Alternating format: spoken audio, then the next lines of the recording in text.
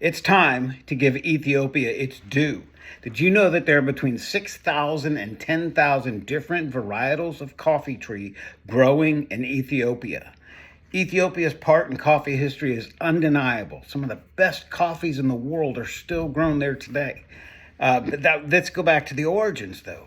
Somewhere around the year 850, a goat herder named Kaldi was out with his goats, and he noticed they were eating these red berries from a tree, and they were getting really excited.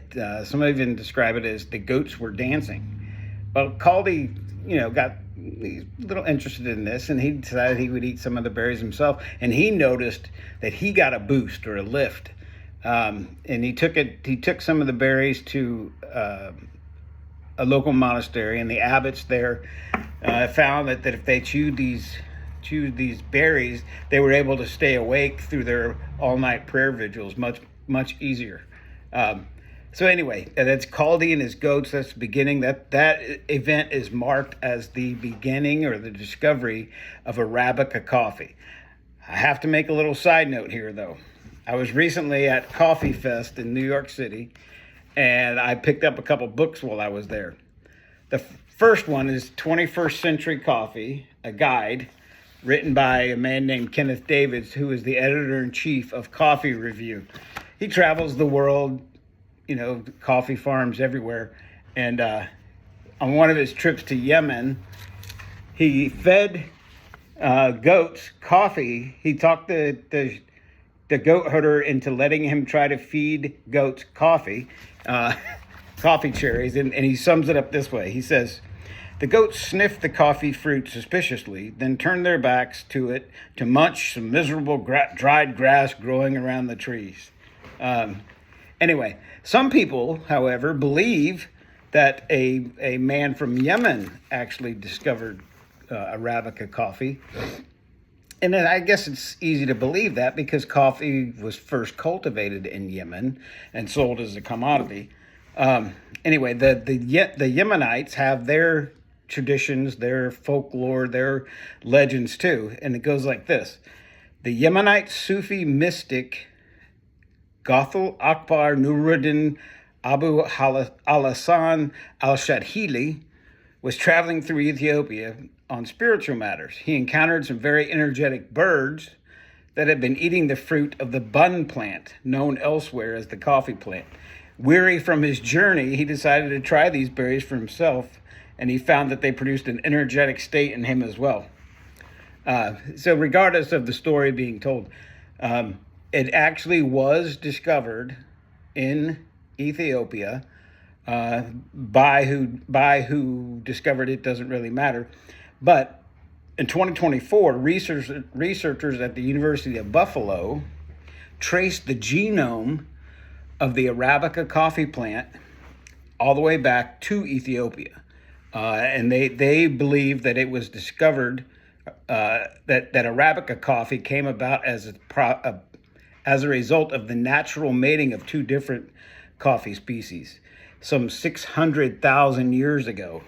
And I have to admit, it's hard for me to believe that no other human being, in whatever state of evolution they were in, never discovered this tree with red berries and thought, maybe I should try those and see what happens.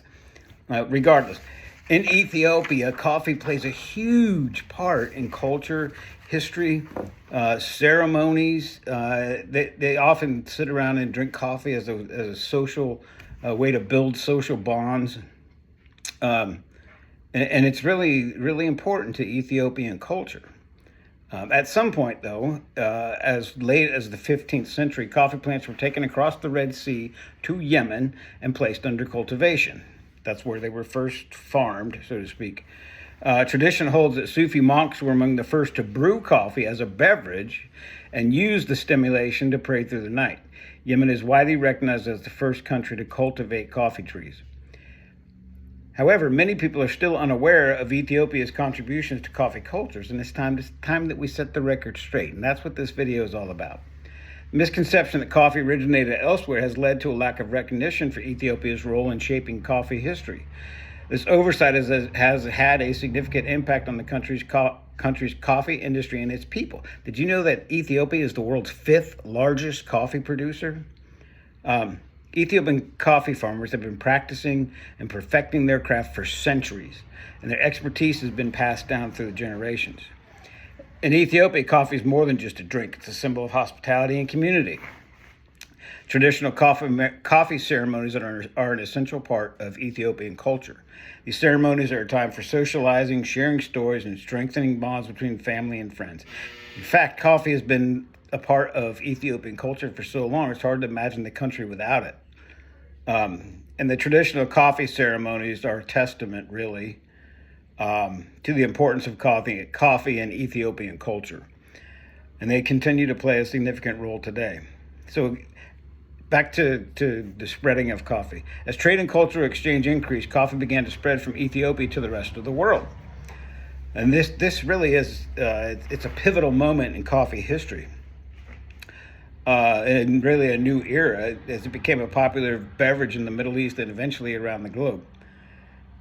Stories are told of a man named Baba Budan who stole 7 coffee seeds while he was in Yemen, took them back to India, and planted them there.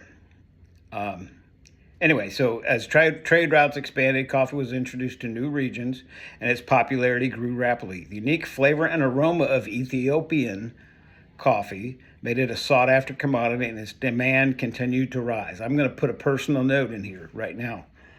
Ethiopian coffees are some of the best in the world.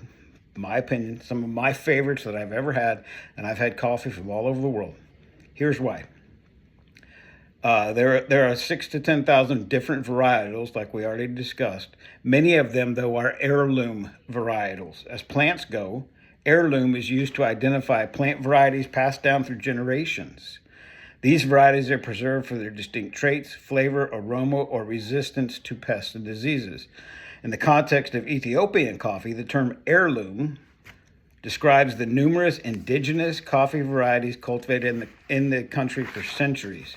For me, and this is the kicker, coffee was introduced to other parts of the world. In Ethiopia, it evolved naturally. That, to me, is the kicker. That is one of the reasons that Ethiopian coffees, I consider them to be the best in the world.